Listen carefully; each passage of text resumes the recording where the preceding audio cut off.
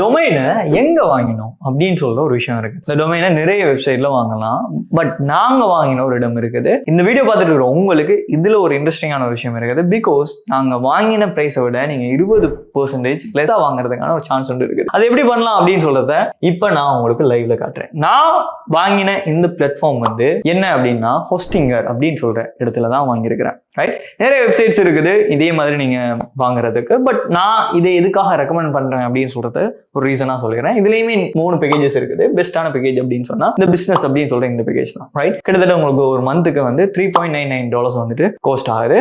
So இதை நான் எதுக்காக ரெக்கமெண்ட் பண்றேன் அப்படின்னு சொன்னா இந்த ஒரு வெப்சைட்லயும் உங்களால 100 வெப்சைட்டுக்கு ஹோஸ்ட் பண்ண முடியும். ரைட், அப்போ மல்டிபிள் டொமைன்ஸ்ல இருக்கக்கூடிய இந்த ஒரே ஒரு ஹோஸ்டிங்கர் உங்களுக்கு போதும் ஹோஸ்ட் பண்றதுக்கு. இதை வச்சே நீங்க 100 வெப்சைட்டுக்கு மேல ஹோஸ்ட் பண்ண முடியும். இது ஒன்.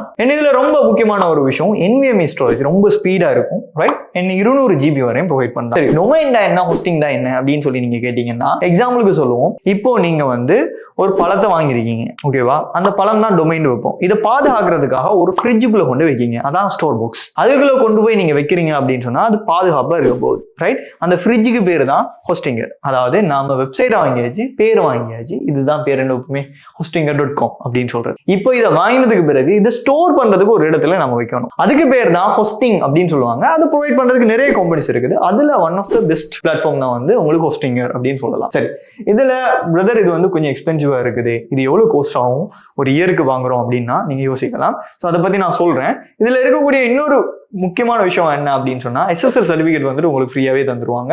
அதே மாதிரி இதுல முக்கியமான ஒரு விஷயம் டெய்லி பேக்கப். கிட்டத்தட்ட $25 இருக்கக்கூடிய பெல்ட்டான ஒரு விஷயத்தையும் உங்களுக்கு ஃப்ரீயாவே தந்துடுறாங்க.